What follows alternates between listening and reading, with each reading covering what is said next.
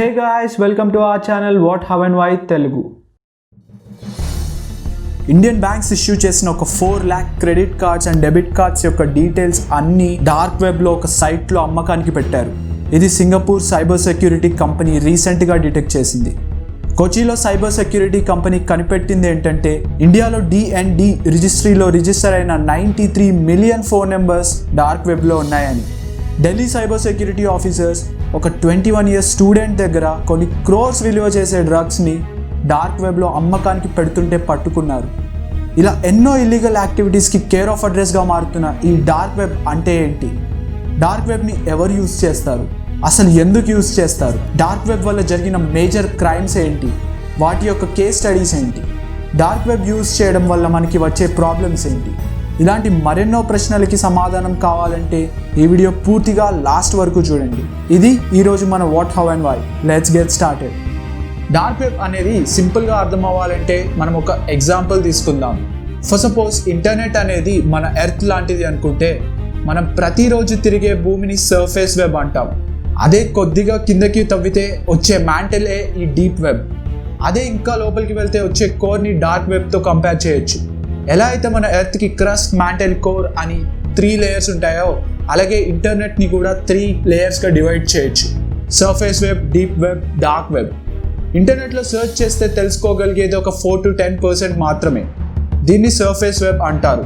మనం ఇప్పుడు గూగుల్లో సెర్చ్ చేస్తే వచ్చే సైట్స్ అన్నీ ఈ సర్ఫేస్ వెబ్లోని భాగమే.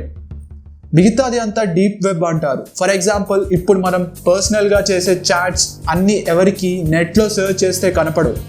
అలానే ఎన్నో medical records, legal documents, banking details ఇలా ఎన్నో మనకి పైకి కనపడవు. ఇవన్నీ డీప్ వెబ్లో ఉంటాయి.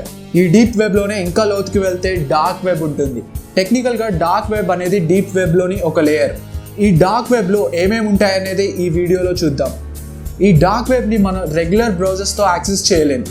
సో దీనికోసం టార్ బ్రౌజర్ని యూజ్ చేస్తారు. దీన్ని ద ఆనియన్ రౌటర్ అంటారు. ఎందుకంటే ఇది ఆనియన్ లాగా లేయర్డ్ ప్రొటెక్షన్తో ఉంటుంది. డార్క్ వెబ్ని యాక్సెస్ చేయడం చాలా డేంజరస్. సో దాని గురించి మేము ఈ వీడియోలో చెప్పట్లేదు. ఎందుకంటే ఈ వీడియో కేవలం ఒక ఎడ్యుకేషనల్ పర్పస్తో అసలు డార్క్ వెబ్ అంటే ఏంటి అనేది తెలుసుకోవడం కోసమే చేసింది మాత్రమే, దాన్ని యాక్సెస్ చేయడం కోసం కాదు. డార్క్ వెబ్లో యూజర్ ఐడెంటిటీ అనేది కనిపెట్టలేదు. సో ఇది ఇల్లీగల్ యాక్టివిటీస్ చేసే వాళ్ళకి ఒక అడ్డాగా మారింది. కేస్ స్టడీస్ ప్రకారం దాదాపు డార్క్ వెబ్లో 50% సైట్స్ ఇల్లీగల్ యాక్టివిటీస్ కోసమే యూజ్ చేస్తున్నారు. ఇప్పటి వరకు డార్క్ వెబ్లో జరిగిన మేజర్ క్రైమ్స్ ఒకసారి చూద్దాం. మే 2012లో లింక్డ్ఇన్ని హ్యాక్ చేసి నియర్లీ ఒక 117 మిలియన్ పీపుల్ యొక్క పర్సనల్ ఇన్ఫర్మేషన్ అంతా డార్క్ వెబ్లో సేల్కి పెట్టేశారు. ఇది లింక్డ్ఇన్ హిస్టరీలోనే అతి పెద్ద డేటా బ్రీచ్.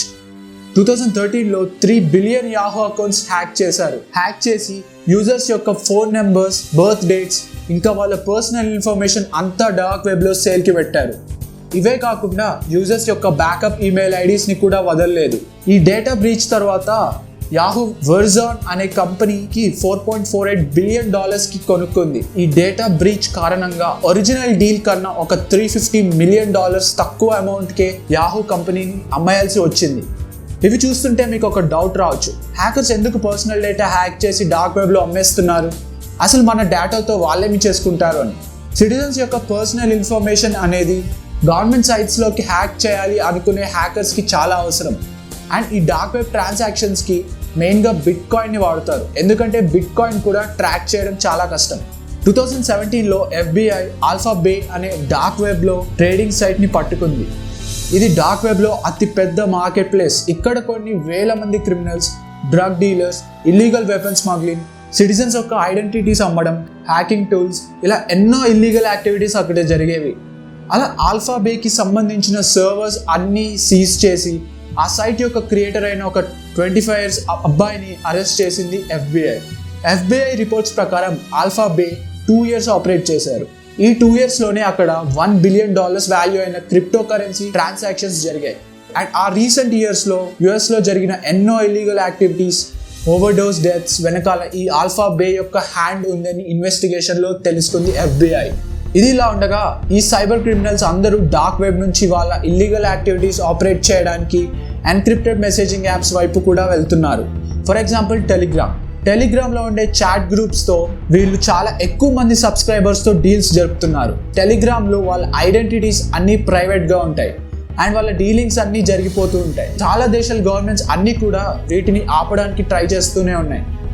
ఇవే కాకుండా ఎన్నో కంట్రీస్లో గవర్నమెంట్కి వ్యతిరేకంగా ప్రొటెస్ట్ చేయడానికి, వాళ్ళ గవర్నమెంట్కి తెలియకుండా కమ్యూనికేట్ చేసుకోవడానికి అండ్ ఏ కంట్రీస్లో అయితే మన ఇండియా లాగా ఫ్రీడమ్ ఆఫ్ స్పీచ్ లేదో అక్కడ గవర్నమెంట్కి వ్యతిరేకంగా ఏదైనా విషయాలు చెప్పడానికి కూడా డార్క్ వెబ్ని యూజ్ చేస్తుంటారు. 2015 నుంచి ఐసిస్ కూడా ఈ డార్క్ వెబ్ని యూజ్ చేయడం మొదలుపెట్టింది.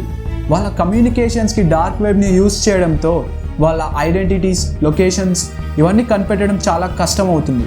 సో దీనివల్ల టెర్రర్ యాక్టివిటీస్ అన్నిటికీ కూడా ఈ డార్క్ వెబ్ని వాడుతున్నారు. ఇలాగే ఇంకా మర్డర్స్ చేయడానికి డీల్స్ జరగడం, అబ్యూజివ్ కంటెంట్ పోస్ట్ చేయడం, అలా ఎన్నో ఇల్లీగల్ యాక్టివిటీస్ ఇక్కడ జరుగుతుంటాయి. ఇదంతా విన్నాక మనందరికీ ఒక డౌట్ ఉండొచ్చు, అసలు ఇంత ఇల్లీగల్ యాక్టివిటీస్ జరుగుతున్నా కూడా ఈ డార్క్ వెబ్ టార్ బ్రౌజర్ని యాక్సెస్ చేయడానికి అవకాశం గవర్నమెంట్ ఎందుకు ఇస్తుంది? అసలు ఈ టార్ బ్రౌజర్ని ఎవరు ఎందుకు స్టార్ట్ చేశారు? 1990sలో యుఎస్ మిలిటరీ వాళ్ళ కమ్యూనికేషన్స్ని సేఫ్గా ఉంచడానికి ఈ డార్క్ వెబ్ని క్రియేట్ చేశారు. సరే, క్రియేట్ చేశారు, మరి పబ్లిక్ అందరికీ దీన్ని యాక్సెస్ ఎందుకు ఇచ్చారు? బీబీసీ యొక్క రిపోర్ట్స్ బట్టి చూస్తే ఒకవేళ ఈ టార్ బ్రౌజర్ని ఎక్కువ మంది కనుక యూజ్ చేస్తే దానిలో జరిగే మిలిటరీ యాక్టివిటీస్ని ఎవరైనా హ్యాక్ చేయడం కష్టమవుతుందని. సో అలా స్టార్ట్ అయిన ఈ డార్క్ వెబ్ ఇప్పుడు వరల్డ్లో చాలామంది యూజ్ చేయడం మొదలుపెట్టారు. ముఖ్యంగా ఇల్లీగల్ యాక్టివిటీస్ చేసేవారికి ఇది ఒక స్వర్గంలా మారింది. సో ఈ డార్క్ వెబ్ యాక్సెస్ చేయడం వల్ల ఏం ప్రాబ్లమ్స్ వస్తాయి అనే విషయానికి వస్తే, మనం ఇప్పటికీ వరకు డార్క్ వెబ్లో ఎన్ని ఇల్లీగల్ యాక్టివిటీస్ జరుగుతున్నాయో చూసాం. సో దీనివల్ల అన్ని కంట్రీస్ యొక్క సైబర్ సెక్యూరిటీ ఈ డార్క్ వెబ్ని రెగ్యులర్గా అబ్జర్వ్ చేస్తూ ఉంటుంది. వాళ్ళు ఇక్కడ అండర్ కవర్లో ఉండి పనిచేస్తారు. ఇలాంటి అండర్ కవర్ ఆపరేషన్స్ ద్వారా ఇల్లీగల్ డీల్స్ చేసే వాళ్ళకన్నా వాటిని కొన్న వాళ్ళే ఈజీగా దొరికిపోతారు. ఇలాగే 2017లో ముంబైలో ఇలానే కొంతమంది డార్క్ వెబ్లో డ్రగ్స్ ఆర్డర్ చేస్తే పోలీసు వాళ్ళని పట్టుకున్నారు. సో దీనివల్ల డార్క్ వెబ్లో వస్తువులు కొనే వాళ్ళకి, అమ్మే వాళ్ళకి కదా రిస్క్. మేము జస్ట్ అక్కడ ఏముందో చూడడానికి క్యూరియాసిటీతో యాక్సెస్ చేస్తాం అనుకున్నా కూడా దానివల్ల కూడా ప్రాబ్లమ్స్ ఉన్నాయి. ఎందుకంటే డార్క్ వెబ్లో మనకి తెలియకుండానే మనం ప్రాబ్లమ్స్లో పడే ఛాన్సెస్ ఎక్కువగా ఉంటాయి. మీరు అక్కడ బై మిస్టేక్ ఏదైనా లింక్స్ ఆర్ సైట్స్ ఓపెన్ చేసినా, మీకు తెలియకుండానే అక్కడి నుంచి ఏదైనా కంటెంట్ డౌన్లోడ్ చేసినా, మీరు ఏం తప్పు చేయకుండానే ప్రాబ్లమ్స్లో పడే ఛాన్సెస్ చాలా ఎక్కువ ఉంటాయి. సో డార్క్ వెబ్ని యాక్సెస్ చేయడానికి ట్రై చేయకండి. That's all for today, people. ఈ వీడియో నచ్చినట్టయితే మీ ఫ్రెండ్స్కి కూడా షేర్ చేయండి. మా ఛానల్ని సబ్స్క్రైబ్ చేసుకొని బెల్ ఐకన్ క్లిక్ చేయండి. ఏదైనా టాపిక్ మీద వీడియో కావాలంటే కమెంట్స్లో చెప్పండి. మళ్ళీ ఇంకో ఇంట్రెస్టింగ్ వీడియోతో మీ ముందుకు వస్తాం. Until then, stay safe, stay tuned to What, How and Why.